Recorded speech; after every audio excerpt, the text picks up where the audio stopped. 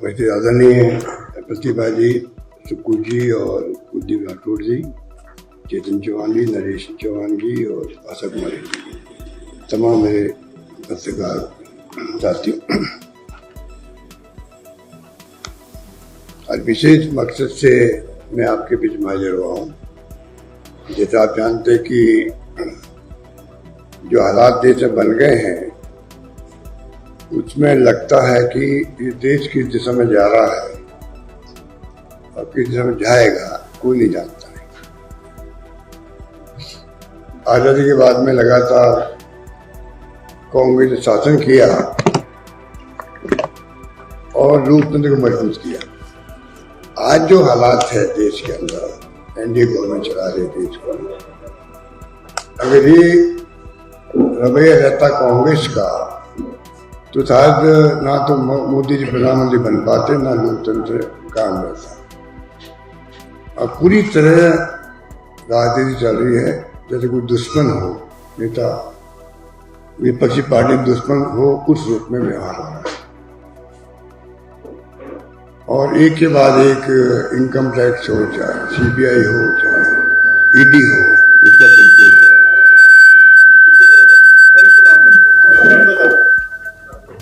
क्योंकि जिस रूप में आप सब देख रहे हैं कि ईडी के माध्यम से कैसे शासन किया जाता है, वो हम सब देख रहे हैं। इलेक्ट्रल बॉन्ड के वक्त में भी ईडी का बहुत उपयोग हुआ और आखिर में इलेक्ट्रल बॉन्ड को सुप्रीम कोर्ट को रक्षाबंधन बताना पड़ा। और हालात ऐसे बन गए हैं दुश्मनी के।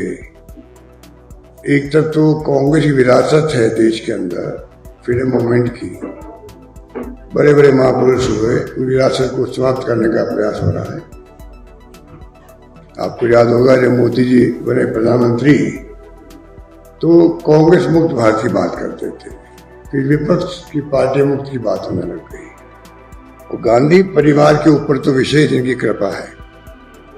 जिस रूप में व्यवहार कर रहे हैं हाउस के अंदर, हाउस के बाहर, जिस परिवार ने और जिस कांग्रेस ने देश को आजादी दिलवाई, मोतीलाल नेहरू से अगर बात करें हम लोग तो 1920 से ही जिस प्रकार से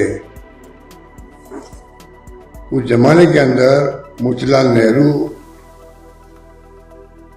ने जब शुरुआत की राजनीति में, पंडित नेहरू ने शुरुआत करी, एक लंबा इतिहास है, उसमें मैं नहीं जाना चाहूंगा।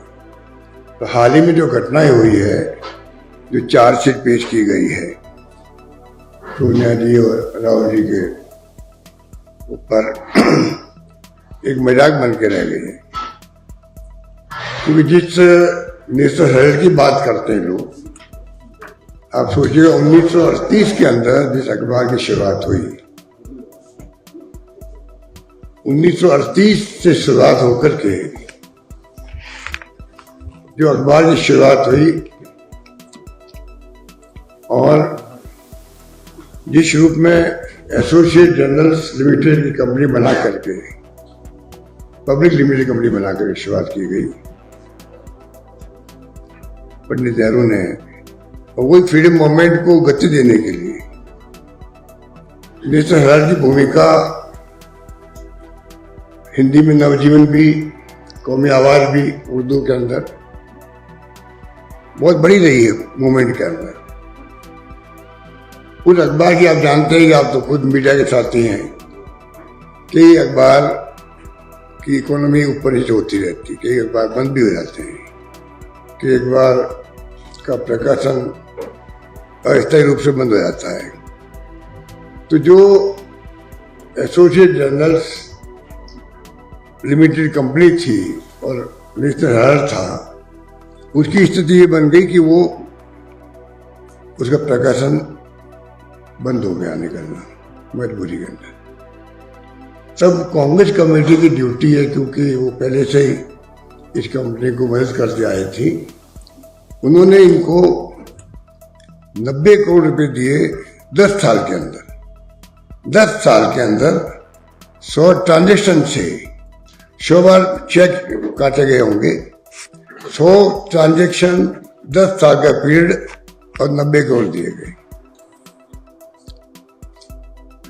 और ये कंपनी बनाई गई यंग इंडियंस के नाम से, जिससे कि ये, क्योंकि हम जानते थे कि हालात ऐसे थे नीचे हरर के अंदर, मुझे पता नहीं कि हिमाचल में कोई उस वक्त में संवाददाता कोई होंगे यहाँ, पर राजस्थान में बात कर सकता हूँ कि मिस्टर भार्गव थे, 15 साल से उन्हें तनख्वाह नहीं मिल पा रही थी, तभी वो प्रेस कॉन्फ्रेंस आते थे। अभी तो हाल ही में उनकी डेथ हो गई। उन हालातों में हेड आ गया, तमाम कर्मचारियों की ना VRS मिल सकता, ना वो रिटायरमेंट बेनिफिट मिल सकता, ना तनख्वाह मिल सकती, ना PF की स्थिति बन सकती। उस वक्त में इनकी मदद की गई और ये 90 करोड़ में 70 करोड़ रुपये खर्च किए गए, जो उनको तनख्वाह देने में, तनख्वाह चुकाने में, VRS देने में, PF देने में, और इस प्रकार से पूरा निपटारा किया गया जिससे कि कोई देनदारी नहीं रहे हेराल्ड पर। इस प्रकार की शुरुआत करके एक प्रयास किया कांग्रेस ने, इस अखबार को वापस कैसे हम लोग पुनर्जीवित करें और वापस इसकी प्रकाशन शुरू करें। और आज प्रकाशन शुरू हो चुका है, उसका ऑनलाइन भी है, ऑफलाइन भी है। उस अखबार के बारे में जो किस्से कहानी मार्केट में दिए गए कि 5,000 करोड़ की प्रॉपर्टी को खुर्द-बुर्द कर दिया गया। और आपको कहना चाहूंगा, इनकम टैक्स डिपार्टमेंट तो भारत सरकार का है, इसने कहा है कि 413 करोड़ का असेसमेंट किया है, वो भी असेसमेंट है, कहाँ 5,000 करोड़, कहाँ 413 करोड़। और 6 प्रॉपर्टी इनके पास में है, नेशनल की कंपनी के पास में, जेल के पास में। उसके अंदर 6 में से 5 प्रॉपर्टी जो है, वो तो जो सरकार हम देते हैं अखबार वालों को, जो वो जमीन बेच नहीं सकता, लीज की तरह वो प्रॉपर्टी है। एक प्रॉपर्टी से लखनऊ में है, वो फ्री होल्ड की है। आप सोच सकते हैं कि कहाँ तो जमीनें जो है उनके पास में 413 करोड़ का हिसाब किताब इनकम ने लगाया भी है, तब भी वो जमीनें बिक नहीं सकती। तो आप सोच सकते हो कि खाली कागजों के अंदर है, पर जो माहौल देश में बनाया जा रहा है कि पूरे गांधी परिवार ने 5,000 करोड़ की संपत्तियों को खुर्द-बुर्द कर लिया है, अपने नाम करवा लिया है। कोई नाम नहीं करा। आज भी AJL, एसोसिएट जनरल लिमिटेड, तमाम प्रॉपर्टी उनके पास में है, वो देखभाल करते हैं, वो किराया वसूल करते हैं और वही खर्च कर रहे हैं। और नई कंपनी जो बनी है, वो सेक्शन 25 जो है, उसके अंतर्गत ये कंपनी बनी। और शायद आपको मालूम है कि उसके अंदर नॉन प्रॉफिट कंपनी है ये, जिसमें एक भी रुपया ना तो कुछ सैलरी ले सकता है शेयर होल्डर, ना प्रॉफिट ले सकता है, नॉन प्रॉफिट कंपनी है ये। किसी प्रकार का कोई भी शेयर होल्डर कोई फायदा उठा नहीं सकता, और अभी तक किसी ने फायदा उठाया भी नहीं। तब भी माहौल बन गया जैसे कि पता नहीं कंपनी बना के शेयर ले लिए गए और बेनिफिट ले रहे होंगे। किसी ने आज तक बेनिफिट नहीं दिया। तो मैं आपको कहना चाहूंगा कि इनकी जो हरकतें हो रही है, मुझे आश्चर्य हो रहा है। इनको मालूम है कि सेक्शन 8 जो है, अमेंडमेंट हुआ ये एक्ट जो आपका कंपनी एक्ट 2013 के अंदर, उसमें सेक्शन 1 है, और 1956 के अंदर जो एक्ट बना था उस सेक्शन 25, इनको मालूम है सरकार को, इसके अंदर जो कंपनी रजिस्टर होती है उसमें कोई तरह का बेनिफिट किसी को नहीं मिलता, नॉन प्रॉफिट कंपनी।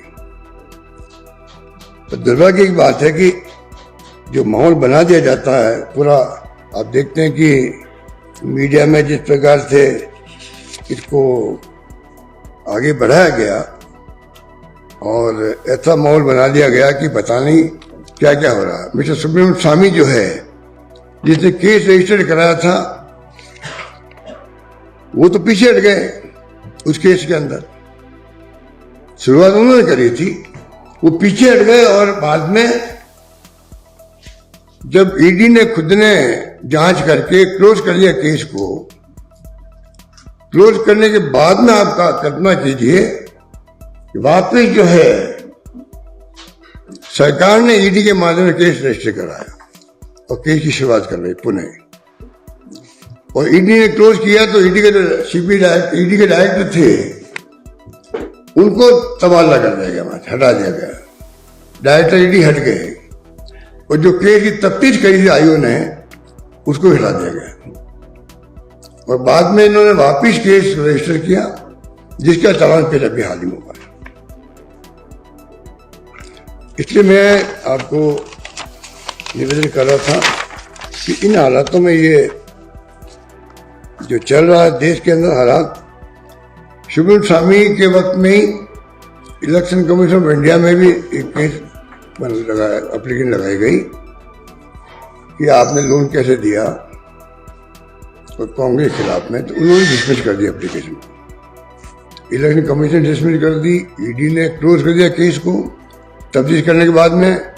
उसके बाद में इन्होंने वापस केस को शुरू किया जिसकी चालान अभी हाल ही में 9 अप्रैल को फाइल की गई। ये प्योरली वेंडेटा है,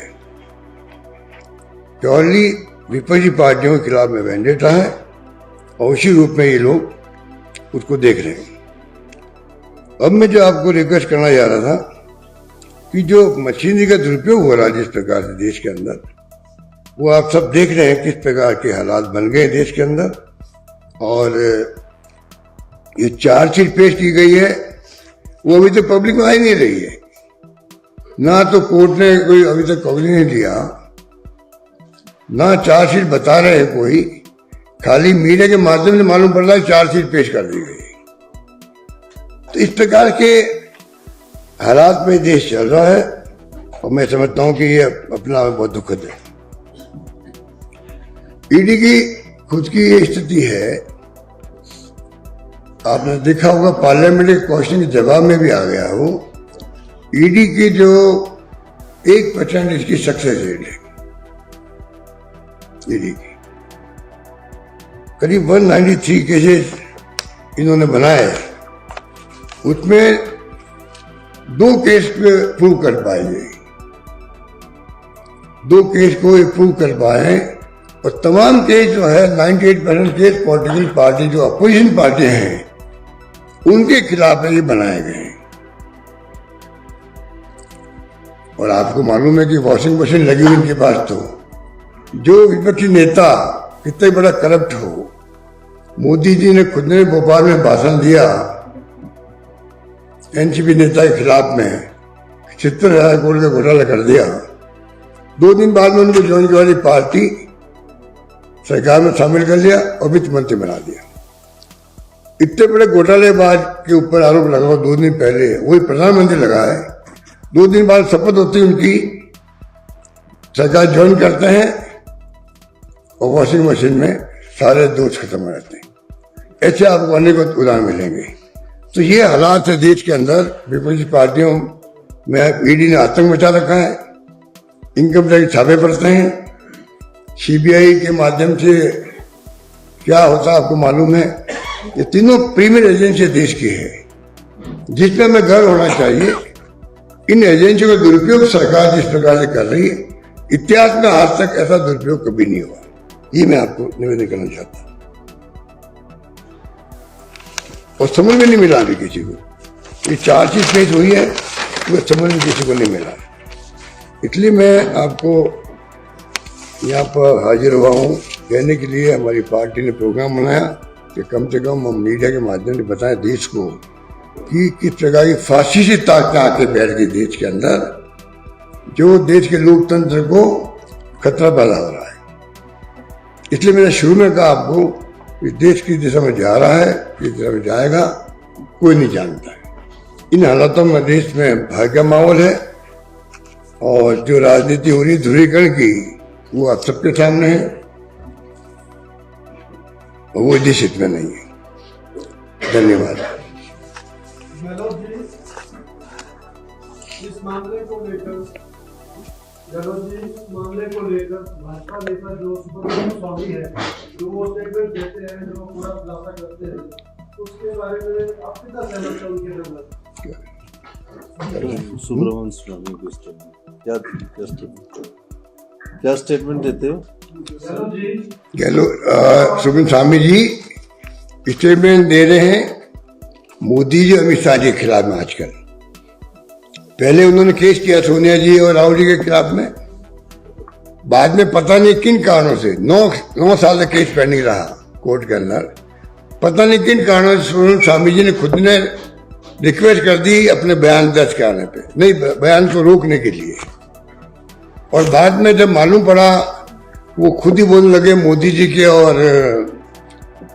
अमित शाह जी के खिलाफ में। आप पढ़ते होंगे सोशल मीडिया के अंदर क्या भाषा को काम दे रहे हैं, क्या आरोप लगा रहे हैं, आप किस मालूम। उसके बाद में सरकार ने खुद ने जब केस एफआईआर लगी एक प्रकार से ईडी के अंदर, सुप्रीम स्वामी खुद साइलेंट हो गए, खुद ने केस को उसको आगे नहीं बढ़ाया, तो उन्होंने खुद ने वापस केस को शुरू किया सरकार ने। सर, राहुल गांधी जो है इलेक्शन कमीशन ऑफ इंडिया के ऊपर भी सवाल उठा रहे हैं और महाराष्ट्र में जो है चुनाव में गड़बड़ी का आरोप लगा रहे हैं। क्या लगता है आपको कि वहां पर गड़बड़ी हुई है? देखिए, मैं खुद वहां पे था। जो आरोप लगा रहे हैं राहुल गांधी जी, वो पार्लियामेंट में लगा चुके हैं। सरकार को चाहिए कि कोई आरोप लगते हैं, आप तो सब वरिष्ठ साथी बैठे हुए हैं, कि आरोप कोई लगाए, विपक्षी पार्टियां हैं। कांग्रेस शासन के अंदर जब कभी आरोप लगे तो कांग्रेस हमारा देखा भाई डेमोक्रेसी के अंदर पब्लिक क्या सोचेगी, एक्शन किए हैं। कई मुख्यमंत्री हट गए हमारे, कई केंद्रीय मंत्री इस्तीफे हो गए, इनके राज में एक इस्तीफा नहीं हुआ। तो इनकी जो अप्रोच है वो फासिस्ट है। इसलिए मैंने कहा आपको कि ये डेमोक्रेसी में उचित नहीं है। सर, बार-बार कंट्रोवर्सी में आ जाते हैं राहुल गांधी। अभी आज ही सारे मीडिया में छपा है कि योगी नागरिकता ड्यूल सिटीजनशिप को लेकर 10 दिन के अंदर अपना स्टैंड किए, तो इसके कांग्रेस पार्टी का अपना क्या है?